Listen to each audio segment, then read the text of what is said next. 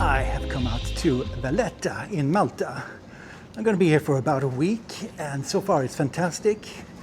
So I'm just going to stay in Valetta itself for one day, and then I'm going to start hiking out into the provinces and see what we can find there. And so far I think Valetta is a very cool place. It looks amazing. You got all this architecture here that's kind of coherent. It doesn't feel that there are too many modern intrusions, which makes it really fantastic to walk around. This would be the main square. And yes, there are some tourists around here. It was very calm when I arrived this morning, but now it's starting to fill up. So I think Valetta is kind of a fantastic place. I came in early this morning. It's getting to be afternoon now. Had a few coffees and things, but it looks amazing. So this is the old town here. I am in the old town, and over there you have the original town where the Knights Order first settled down, so that's their castle over there.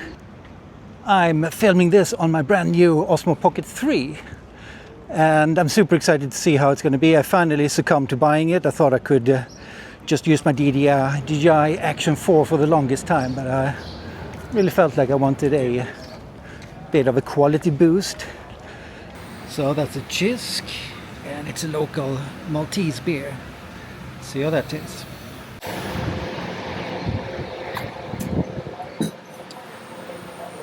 Not too bad. It's just a lager, but it's not bad.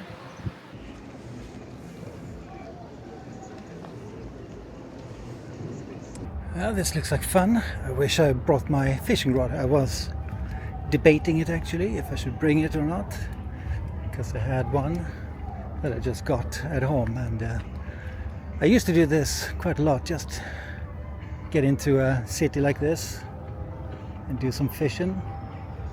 It's really nice here by the waterfront, but I think it's time to call it quits. It's been a long day, a long flight, etc.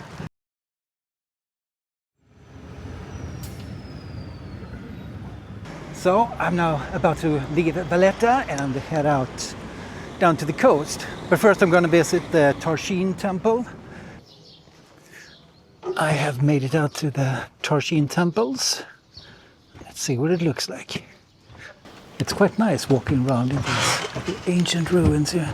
You have to imagine that once upon a time there was a roof here. So it would have been kind of dark, dank and mysterious. We're coming up to one of the fat ladies, or at least the legs of it. Okay, that was the Tarshin temples. So I'm now going to head down to the coast. This is Marsaxlokk. That's a quaint fishing village just south of Valetta. I had a very nice lunch there, spaghetti with shrimps. I'm going to head over the hill there to the next town called Prehistoric. I really love the names they have here. Sometimes they're hard to pronounce, and sometimes they sound like some demon from the Bible or something. And I got about a 40-minute walk. Nice and quiet for the first time in a while. Just got some birds and a little bit of wind. Let's see. It says entry private here. Let's see if I'm actually... Well, I'm not going to go in there. Oh no, could I have hit a snag here? Okay, seems like I hit a dead end here. I have to backtrack over there. There's another road there. And sometimes when you're using all trails or commute, they will lead you down quite a few dead ends. If it's not an official trail, they just make it up as they go along. So actually I've done this once before on Mallorca, where I tried, there was the Komoot app, and it led me to the craziest places, and had to bushwhack. And here we are already. It has a very different vibe than Marsaxlokk. The dream beach of Prehistoric. I have switched over to the DJI Action 4, which I'm planning to use for just these kind of scenarios. I don't want to ruin the nice and sensitive Osmo Pocket 3, but the DJI Action should be able to withstand just about anything. So let's just take a little feel in the water.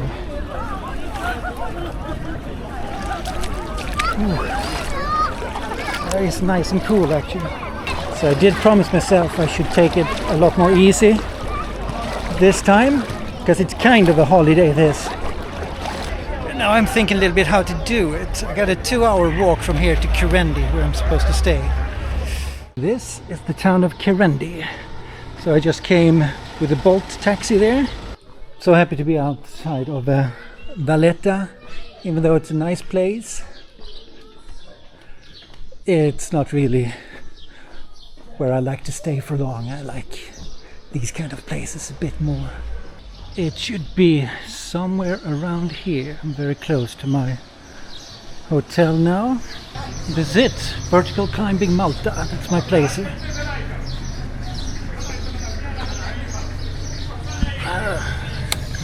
Very high up. Guess it's made for climbers, huh?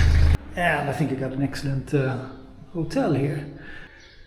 It's kind of simple. It's like a surfer's shack or something. I even got my own balcony.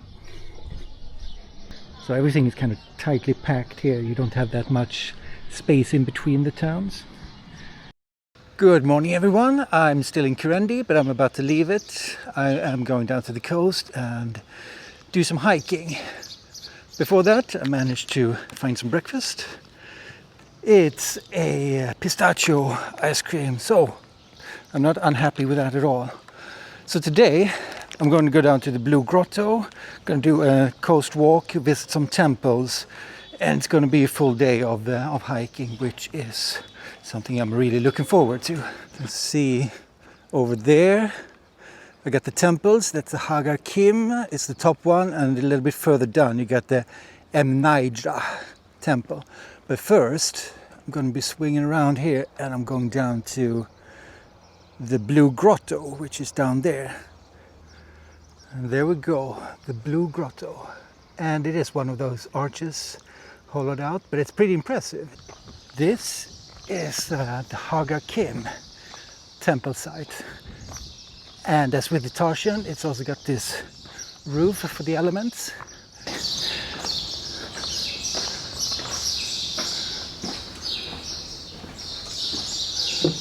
So let's do a quick walk through here.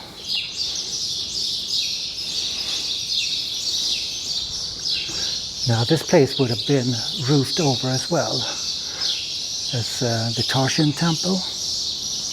And it would have been quite the mysterious place, I'm sure, to visit. Way out there you got the tiny island of Fifla. It's uninhabited, but I guess it was a good waymark once upon a time to find your way to the temples.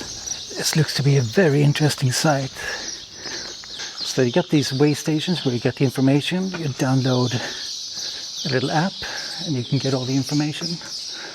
But first, I would like to go in cold and then start listening. Look at this, it's pretty cool. So these structures seems to be a little bit differently constructed. In a way, it feels more elaborate, more advanced.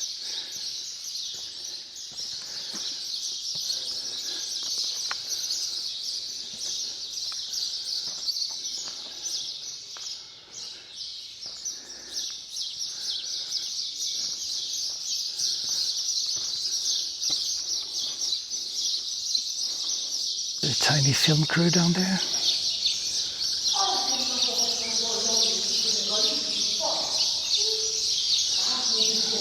By the looks of it, it's for a children's channel.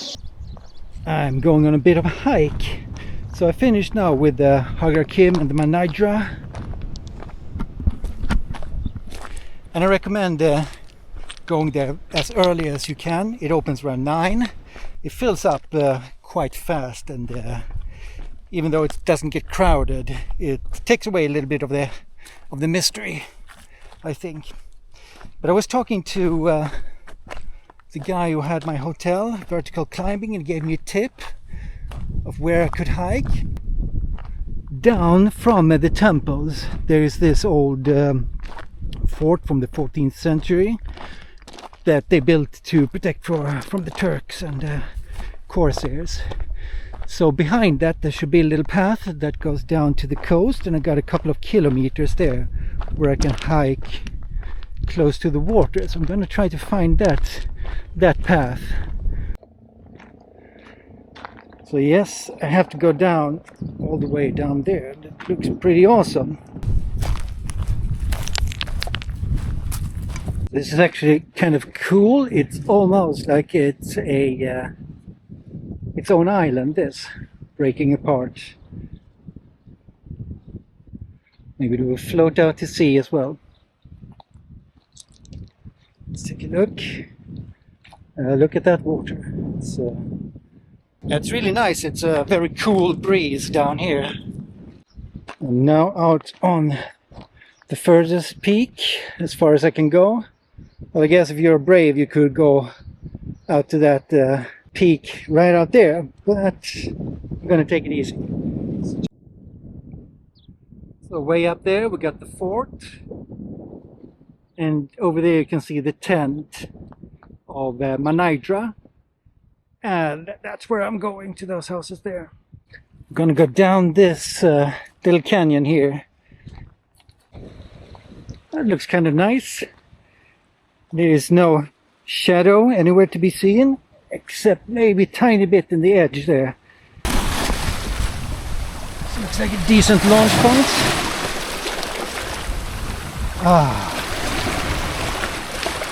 Yeah, it's too rocky to be in barefoot. I'm kind of a tenderfoot. That was an absolutely excellent nap. Can't believe I could fall asleep on those stones there. They would dig into my shoulders and everything, but I got a solid half an hour. Looking back at where I walked today, this piece of coast here has been absolutely amazing. It's something not to be missed. It's not very often you get this close to the water here on Malta, so I'm very happy I got this tip. Oh wow, coming into the town here now, and that looks absolutely fantastic. All right, let's take a look at the water here.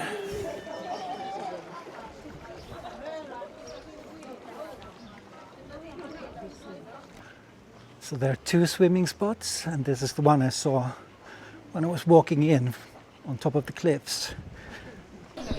All right.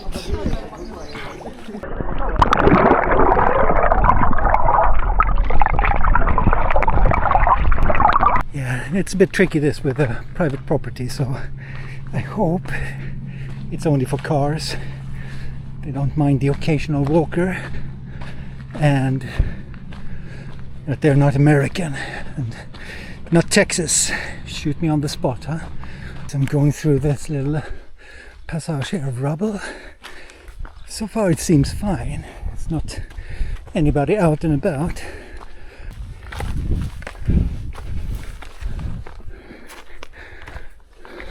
Yeah, I think if my apps could move in all trains, wouldn't have pointed me in this direction, probably would have done something else.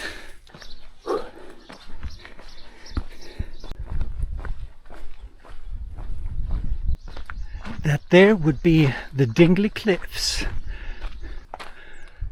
Oh boy, the Dingley Cliffs.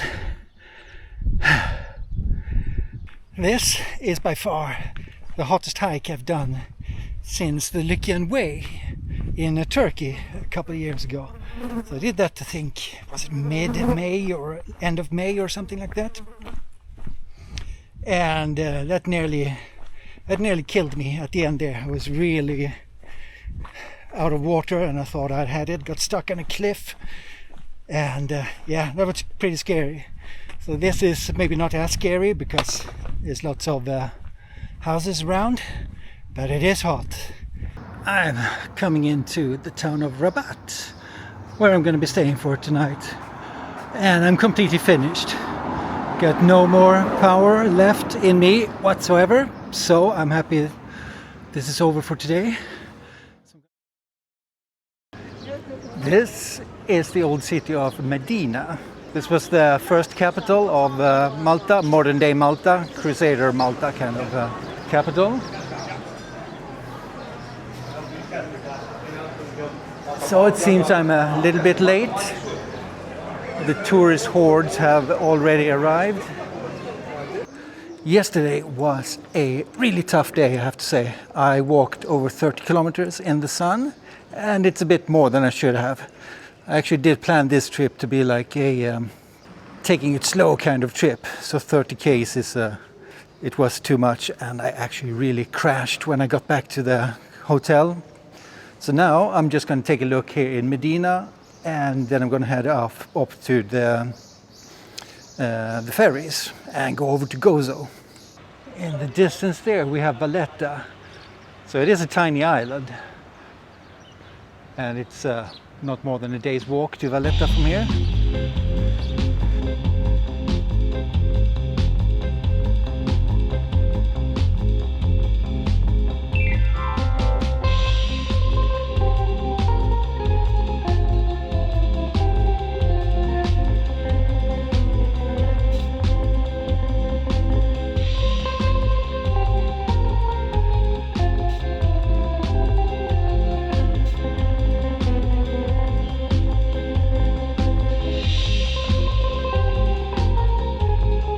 I'm going to get some coffee, and then I'm going to head off to the coast, and I'm going over to the Gozo Island to do some more hiking. I made it onto the Gozo ferry. It was quite tricky actually, waiting for that bus. So I talked even to the bus drivers, and it's the schedules are kind of irregular.